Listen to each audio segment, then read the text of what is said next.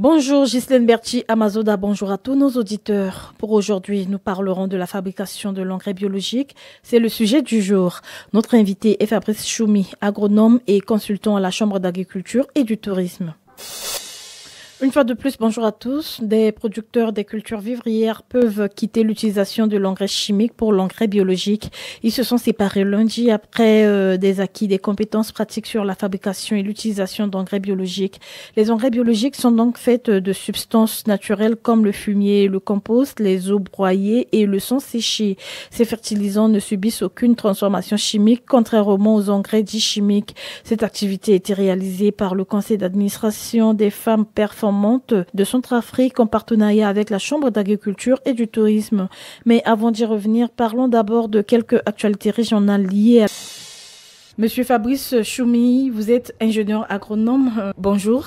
Bonjour. En 3 jours de rencontre, vous avez formé les producteurs agricoles sur l'engrais biologique.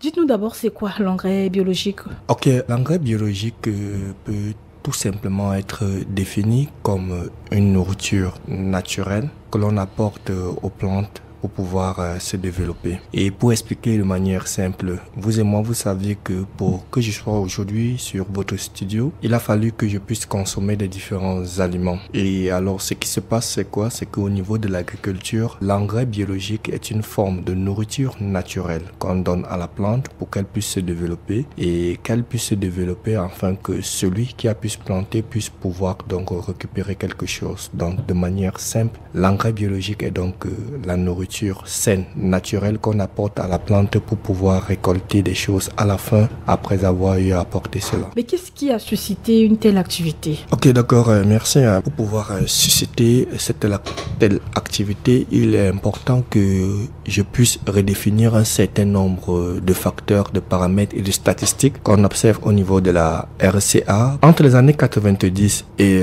jusqu'au début des années 2000 et aujourd'hui en 2025, on s'en rend compte que les rendements des cultures, qu'importe céréalières, maraîchères, vivrières, ont réduit de plus de la moitié. Et pourtant, les différents agriculteurs essayaient tant bien que mal à pouvoir faire. Et fort donc de ces différents constats, il est important de pouvoir agir. Et cette fois-ci, pour agir, il faudra trouver donc des mesures qui vont répondre rapidement à ces différents besoins, qui vont pouvoir permettre à ce que, on puisse déjà avoir l'objectif de pouvoir conserver les différentes terres de superficie arabe et pourquoi pas maintenir et même dépasser celles qui étaient au début des années 90. Donc, c'est pour cette raison que, allant dans de ce constat, nous avons eu à voir comment est-ce qu'on pourra donc permettre à ce que les différents agriculteurs puissent reconstituer et maintenir la fertilité de leur sol. La deuxième des choses, avoir les mêmes rendements et voire plus qu'on avait au début des années 90. Et puis, comment est-ce qu'ils peuvent non seulement valoriser toutes les différentes ressources locales. Donc, c'est pour cette raison que nous avons donc tenu ces 3 jours de formation où il était question d'amener les différents acteurs de ce domaine à leur montrer les différentes alternatives qu'ils pourront faire, comment est-ce qu'ils pourront maintenir la fertilité de leur sol, comment est-ce qu'ils pourraient augmenter les différents rendements de leur culture, comment est-ce qu'ils pourraient surtout augmenter la part belle des différents, non seulement des rendements, mais aussi augmenter leur coût de production, parce qu'on sait que sur ces 20 et 25 dernières années, le coût de production a explosé, les rendements ont baissé, ainsi bien que aussi les marges bénéficiaires. Donc, durant ces 3 jours, nous avons travaillé sur ces différents axes. En vous écoutant, Monsieur Fabrice Choumi, voulez-vous dire que l'utilisation de l'engrais chimique serait à l'origine du mauvais rendement des producteurs aujourd'hui? Oui, sans embâche par rapport à cela. Donc, il faudrait même qu'on puisse savoir que ces différents engrais chimiques ont apporté plus de problèmes que de différentes solutions. Parce que par rapport à ça, comment expliquer donc que depuis le début des années 70, avec l'adoption de ces différentes méthodes, les terres arabes ont diminué au niveau de la RCA et les différentes superficies, les rendements n'ont pas apporté donc gain de cause par rapport à cela, et cela a continué à paupériser nos différents paysans. Donc le constat est clair lorsqu'on regarde par exemple les statistiques réelles au niveau des cultures comme des rendements rendement céréalier. On se retrouvait au début des années 70-80, on avait un rendement qui oscillait autour de 1300 à 1800 tonnes d'hectares de céréales par an. En 2023, d'après les statistiques de la FAO, on se retrouve à 830 tonnes à l'hectare par an. Donc vous voyez une certaine régression que l'on a eue. Lorsqu'on parle par exemple au niveau donc des différentes productions, oui. En 2024 par exemple, on était autour de 354 000 tonnes d'hectares de céréales en 2024, qui est largement en dessous de ce que nous avons au début des différentes années 90, vu la quantité de superficie et même la différente production. Ce qui est encore plus marquant, puisque je vais vous le dire, c'est au niveau de la culture du manioc, puisque l'une des nourritures de base au niveau de la RCA, c'est la culture du manioc. Comment comprendre que en 2022, d'après les statistiques de la FAO, on a une production donc de 1,09 million de tonnes en 2022, qui est largement en dessous de ce qu'on avait au début des différentes années 90, et pourtant la population a augmenté, les coûts des différents rendements. Or, on s'est rendu compte que entre 90 et ces différentes années, d'année en année, sur les différentes superficies, les rendements des différentes cultures du manioc baissaient. Et sur la culture du manioc, elle est encore palpable. Pourquoi? Parce que la culture du manioc, c'est une culture qui a besoin de beaucoup d'éléments nutritifs pour pouvoir se développer. C'est une culture qui absorbe beaucoup de le sol. Mais malheureusement, une fois que ça a été fait, la reconstitution du sol avec les engrais chimiques n'ont pas permis de pouvoir maintenir la fertilité de ce sol. Or, il est plus qu'impératif, et cela peut s'expliquer tout simplement parce que lorsque vous prenez une culture comme le manioc, pour ne pas aller trop de manière scientifique, je vais prendre rapidement pour que nos auditeurs puissent nous écouter. C'est une culture qui a besoin, quand on parle des éléments nutritifs, elle a besoin de entre 16 et 18 éléments nutritifs. Donc azote, phosphore, ce sont des différents éléments pour pouvoir produire une culture de manioc. Mais lorsqu'on vient avec des produits chimiques, on apporte 3 voire maximum 5, parce que le 3 c'est de azote, phosphore, potassium. Parfois on met un peu du magnésium et du fer. On apporte 3 à 5 éléments. Vous voyez que la différence entre la quantité d'éléments qui a été prélevée au niveau du sol ou la quantité de vitamines qui a été prélevée et celle qui a été restituée, donc il y a généralement un gap de près de 13 ou 14. Donc au fur et à mesure, ces engrais chimiques ne répondent pas à ce besoin. Et l'autre chose que je voudrais mentionner, c'est que j'aime pas voulu même évoquer sur le prix de ces différents produits qui parfois ne sont pas à la portée des agriculteurs. La deuxième des choses, en plus de ces prix qui ne sont pas à la portée des différents agriculteurs, ils ne répondent même pas au problème, donc qui est de maintenir la fertilité de ces différents sols. Donc, en réalité, on est dans une embâche où la réalité est là, ça il faut le savoir, mais ce qu'il faut garder en esprit, c'est qu'il y a possibilité de pouvoir facilement restaurer cette fertilité avec les différents engrais biologiques que nous avons appris lors des différentes formations. Justement, cette initiative consiste à augmenter la production agricole pour lutter contre l'insécurité alimentaire. Mais comment ces agriculteurs pourront joindre les connaissances théoriques à la pratique sur le terrain? Oui, déjà il faudra mentionner que cette formation que nous avons fait le premier jour était consacré donc à la théorie. Le deuxième, le vendredi, la théorie c'était pour pouvoir permettre à ce que les participants puissent comprendre ce que nous allons faire le samedi et le dimanche. Et comment est-ce que nous avons procédé de manière pratique? Tout simplement, lorsque vous prenez donc que ce soit la ville de Bangui ou les autres villes de l'intérieur, de part et d'autre, lorsque vous marchez, que ce soit sur les différentes routes, sur les routes nationales, vous allez vous rendre compte que de part et d'autre, il y a une plante qui est appelée scientifiquement Titona diversifolia, qui est une plante marguerite. Donc vous allez voir cette plante partout et dans tous les différents endroits, je dis bien sur tout le territoire de la RCA. Et cette plante est considérée chez nous comme une mauvaise herbe, et pourtant cette plante à elle seule renforme tous les différents éléments, azote, phosphore, potassium. Et tous les différents participants connaissent bien ces différents noms. C'est vrai que le nom en langue sango... En fait, le nom varie d'un pays à un autre, oui, ou bien et puis, d'une région à une autre. Et effectivement, M. Romari sûrement donnera le nom en langue sango, puisqu'il était là. Il donnera sûrement ce nom. Vous voyez que c'est une plante qui est disponible partout. Juste avec cette plante, j'en ai montré aux participants comment est-ce qu'ils peuvent produire les engrais liquides, les engrais solides. On a montré aussi à ces différents agriculteurs comment est-ce qu'ils pouvaient restituer la fertilité de leur sol, comment est-ce qu'ils pouvaient éviter à ce que les maladies puissent attaquer les différentes cultures, parce qu'il y avait aussi cet aspect-là. Et puis comment est-ce qu'il peut vous protéger. Durant les 3 jours de formation, il fallait expliquer aux participants que pour pouvoir fabriquer un engrais, ça suit un principe simple. Les plantes ont besoin de la matière organique. La matière organique, c'est quoi? C'est comme le tampon sur lequel la plante va s'appuyer. Et parmi ces différents types de matière organique, on avait dans la plante de marguerite, les plantes avaient besoin de minéraux. Les plantes ont besoin de micro-organismes. Et lorsqu'on demandait donc aux participants, parmi les différents minéraux, on va prendre tout simplement 3 éléments simples. La cendre de bois, ça contient du phosphore, du potassium dont les plantes ont besoin. Les termitières, parce que lorsque je voyageais, je voyais un peu de partout les différentes termitières qui étaient. Or, ces termitières-là, les termites vont en profondeur récupérer de la terre, ramener en surface gratuitement. Mais malheureusement, on a une mauvaise approche de cela. On peut utiliser ces différentes termitières à produire. Et lorsque je sillonnais certaines circonférences même, certains endroits, je m'étais rendu compte que il y a des dames, par exemple, qui produisent du café et à la fin, il y a les déchets de café. On appelle cela les marques de café. Or, ces déchets-là sont très riches en phosphore, en minéraux qu'on peut pouvoir utiliser. Et à côté de ça même, dans les différents forages, que ce soit les forages, que ce soit les différents puits, et même dans certaines carrières dont j'ai vu dans les périphéries de Bangui, on peut utiliser donc ces différents poudres de carrière pour fabriquer notre engrais parce que ce sont des sources de minéraux. Autre part, l'une des choses que j'ai remarqué ici, par exemple, lorsqu'on était au niveau donc du marché haut, j'ai eu à voir beaucoup des épultures, des pots de bananes douces ou de bananes mûres. Et dans plusieurs endroits, hier encore, lorsque j'ai faisais la visite, j'ai eu à manger du bon poisson et je m'étais rendu compte que la dame avait donc du banane plantain, les pots de banane plantain.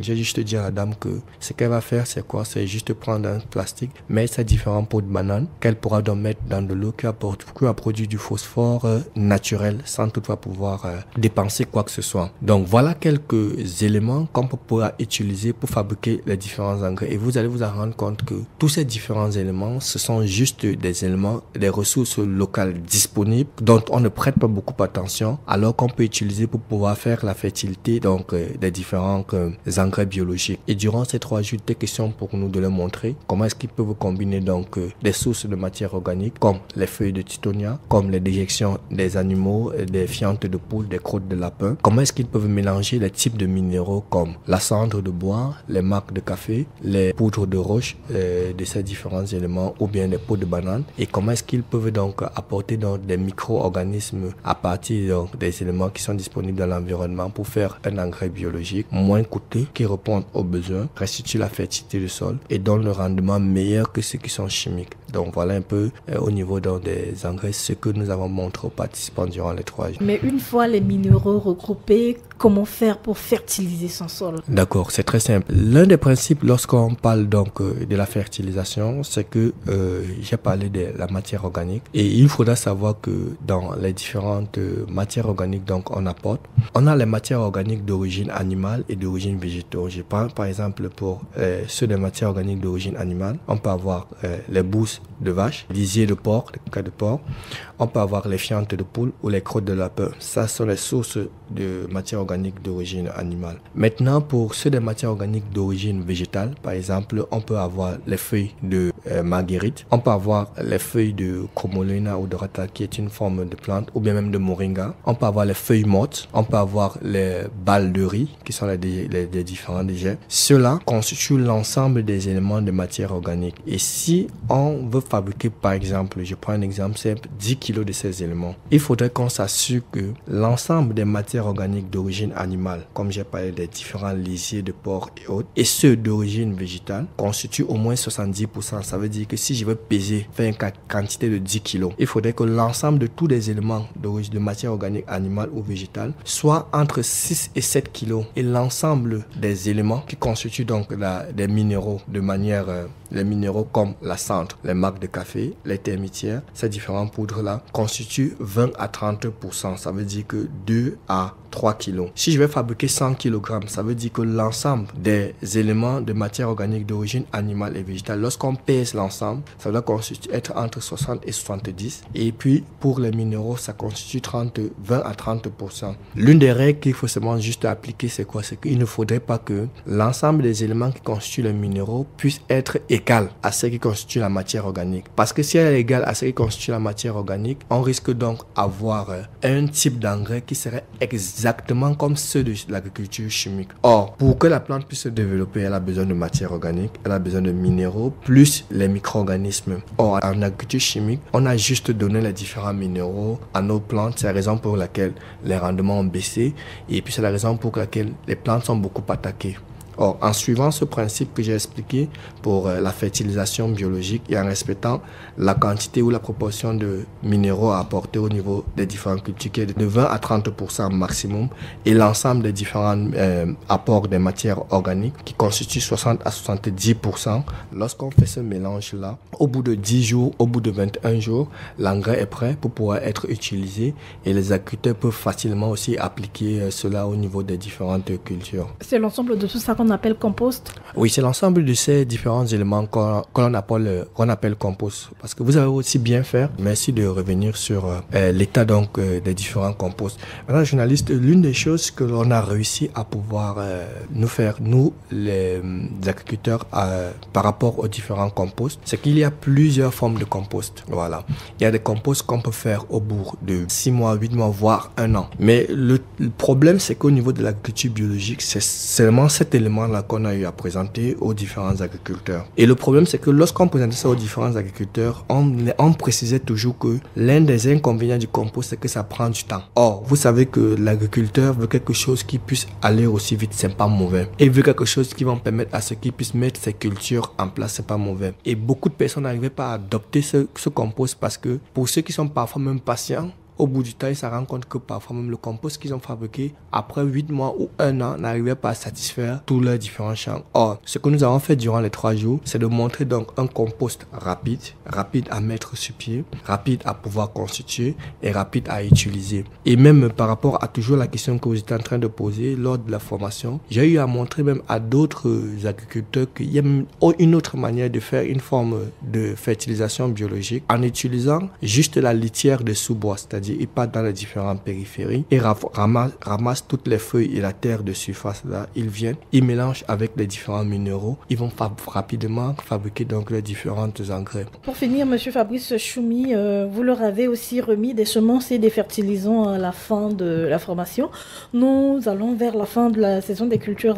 Quelle est l'utilité d'une telle initiative pour les paysans? Oui, à la fin de la formation, nous avons eu à remettre un certain nombre de semences aux différents producteurs. Bon, en fait, c'était de 2 catégories. Donc, nous avons, par exemple, à ces différents participants, nous avons remis les semences de maïs popcorn. Et ces semences de maïs popcorn, rendez-vous compte, la Centrafrique importe 100% du maïs popcorn.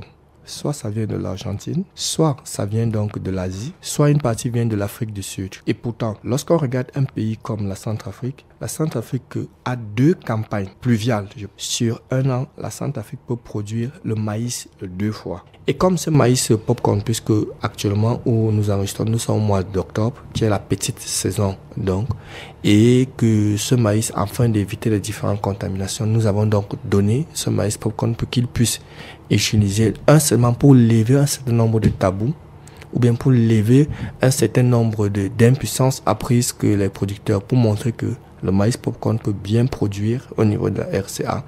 Il suffit seulement que les producteurs puissent avoir ces différentes semences.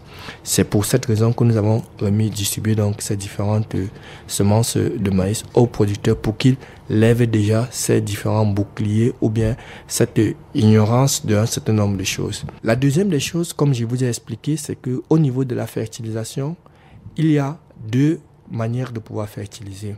On peut fertiliser en fabriquant nous-mêmes nos propres intrants, mais on peut fertiliser en mettant en place donc des différentes cultures. On peut mettre en place ce qu'on appelle donc des engrais verts. Donc, nous avons remis aux participants des semences de pois cajan, des semences de Tephrosia, des semences de Sesbania, qui sont des graines que lorsqu'on va mettre au niveau du sol, eux, ils vont prélever la matière organique et ramener en surface. Les feuilles vont tomber pour reconstituer la matière organique. Et les graines aussi seront utilisées au niveau de l'élevage des différents animaux qu'ils puissent faire. Donc, ces engrais verts que nous avons remis donc aux participants avaient pour but de pouvoir montrer qu'on peut reconstituer le sol soit par des plantes fertilisantes, c'est pour ça qu'on a remis des graines d'engrais verts, soit donc par la constitution ou la fabrication des engrais biologiques. Et ce sont ces deux piliers sur lesquels on pourra s'asseoir maintenant pour pouvoir reconstituer le sol de tous les différents paysans au niveau de la RCA. Merci,